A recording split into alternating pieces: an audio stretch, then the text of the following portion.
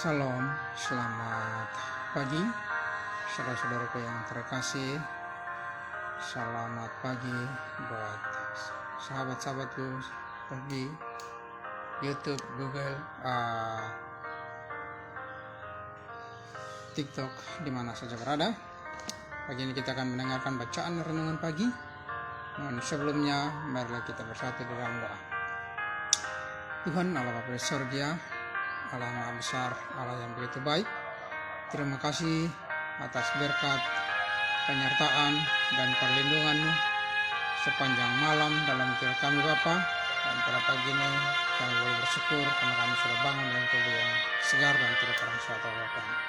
Bapa di Surga, pagi ini kami akan mendengarkan bacaan renungan pagi. Biarlah Kuasa Roh dapat mengurapi kami, agar firman-Mu melalui bacaan renungan pagi kami boleh dapat mengerti dan memahami, boleh menjadi hikmat dan pengetahuan bagi kami Bapa. Kami boleh bertumbuh di dalam iman dan kerohanian kami Bapa. Terima kasih Tuhan. Kami berdoa dan mengucap syukur kepada Bapa di surga. Amin. Oke. Bacaan renungan pagi kita pada pagi ini, hari Rabu, tanggal 5 Maret 2025, dengan judul Cahaya Matahari. Ayatnya di dalam 2 Korintus 4 ayat 6. Sebab Allah yang telah berfirman, dari dalam gelap akan terbit terang. Ia juga yang membuat terangnya bercahaya di dalam hati kita, supaya kita beroleh terang dari pengetahuan tentang kemuliaan Allah yang nampak pada wajah Kristus. Matahari menyediakan kehidupan dan kesehatan bagi bumi. Tanpa matahari kita akan mati kedinginan. Tanpa sinar matahari untuk membunuh kuman, penyakit tidak akan terkendali.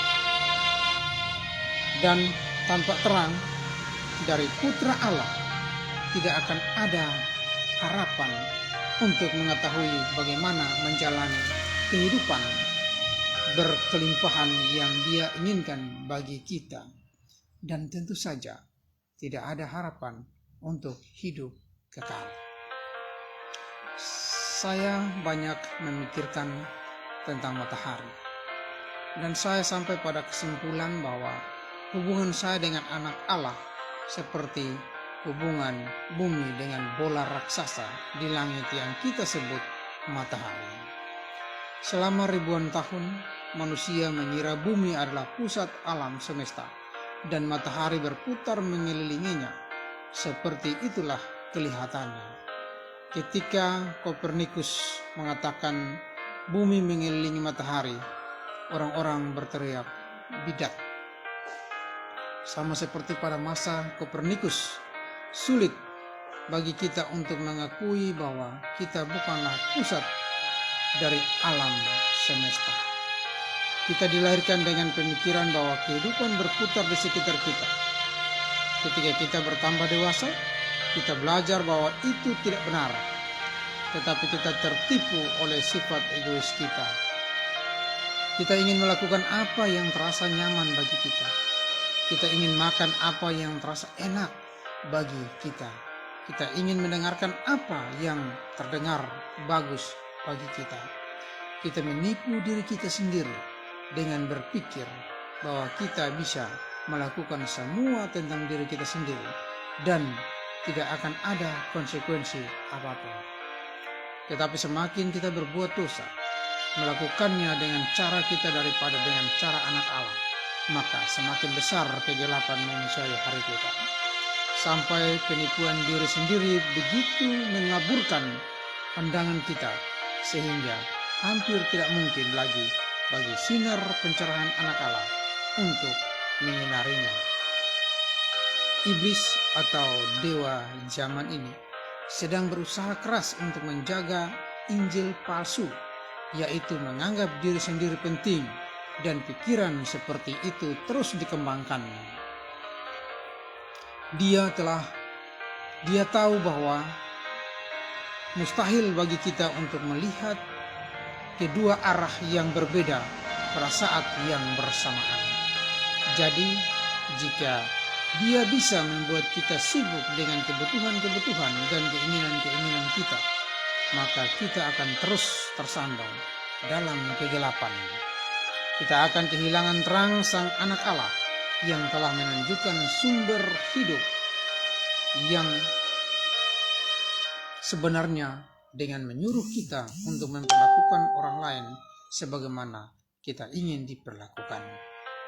Untuk mengasihi orang lain sama seperti Tuhan mengasihi kita. Dan bahwa yang pertama akan menjadi yang terakhir. Saudaraku, inilah waktunya untuk menempatkan kepentingan diri kita dalam perspektif yang benar dan mulailah untuk beredar mengelilingi anak kebenaran.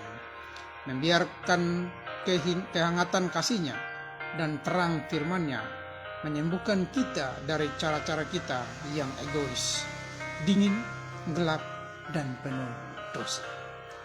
Tuhan, bantulah saya untuk berbalik dari sikap cinta diri saya, dan biarlah anak-Mu bersinar dalam hidup saya. Demikianlah bacaan renungan bagi kita pada pagi ini. Kalau menjadi motivasi bagi kita membutuhkan cahaya matahari. Cahaya matahari yang menyinari dunia ini. Kalau kita tidak membutuhkan cahaya matahari, sinar matahari, maka kita akan kedinginan. Begitu juga sinar matahari kebenaran, yaitu Yesus Kristus. Kalau kita tidak mengikuti akan sinar matahari kebenaran itu, yaitu Yesus Kristus, maka kita tidak tahu arah kemana kita pergi. Kita boleh beribadah, kita boleh datang ke gereja, tetapi kita tidak menuruti apa yang diinginkan Kristus, maka kita tidak tahu kemana arah kita. Biarlah firman Tuhan kita pada pagi ini boleh menjadi terang kebenaran bagi kita, boleh menjadi cahaya kebenaran bagi kita, agar kita boleh mengetahui kemana arah kita di dalam kehidupan kita kelak.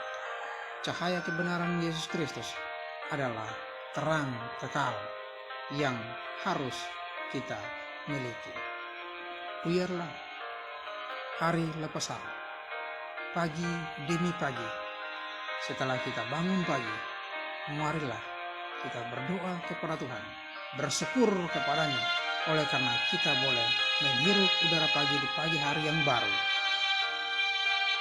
membangkitkan akan kehidupan semangat kita dengan mempelajari firman Tuhan, untuk kita boleh bertumbuh di dalam kebenaran hingga mendapatkan janji yang sudah Tuhan janjikan kepada kita, yaitu masuk ke dalam kerajaan sorga. Kalau kita tidak mengikuti akan cahaya Kristus, kebenaran Kristus, maka kita tidak tahu arah kehidupan kita. Demikianlah bacaan renungan bagi kita pada pagi ini, boleh menjadi berkat bagi kita di dalam kehidupan kita. Marilah kita bersatu di dalam doa. Terima kasih Tuhan, terima kasih Bapa, firman-Mu pada pagi ini boleh menjadi pencerahan bagi kami Tuhan, boleh menjadi cahaya terang kebenaran bagi kami ya Bapa. Biarlah ya Tuhan, kami boleh bertumbuh di bawah naungan sayap-Mu. Kami boleh bertumbuh di dalam cahaya terang kebenaran-Mu ya Tuhan, di dalam kehidupan kami, agar kami boleh mengetahui kemana kami akan pergi. Sebagaimana Tuhan sudah berjanji kepada kami, bahwa Tuhan akan datang kembali menjemput kami masuk ke dalam kerajaan sorga. Biarlah ya Tuhan, dari hari lepas hari, kami boleh terus mempelajari firman-Mu, kami boleh terus dikuatkan dengan kebenaran firman-Mu, untuk itu ya Tuhan, ketika Tuhan datang yang kedua kali, iman kami boleh tetap kuat dan setia. Di dalam nama Yesus Kristus kami berdoa dan mengucap syukur kepada Bapa di sorga. Haleluya. Amin. Terima kasih saudaraku yang terkasih. Biarlah kita terus mendengarkan akan firman kebenaran Tuhan, agar kita boleh bertumbuh di dalam kebenaran. Setiap informasi bagi kita semua Jangan lupa like melalui Facebook, TikTok, dan YouTube saya, agar setiap pagi kita boleh mendapatkan akan pencerahan rohani melalui firman Tuhan di pagi hari. Terima kasih. Shalom. Sampai jumpa. Tuhan Yesus memberkati kita. Amin.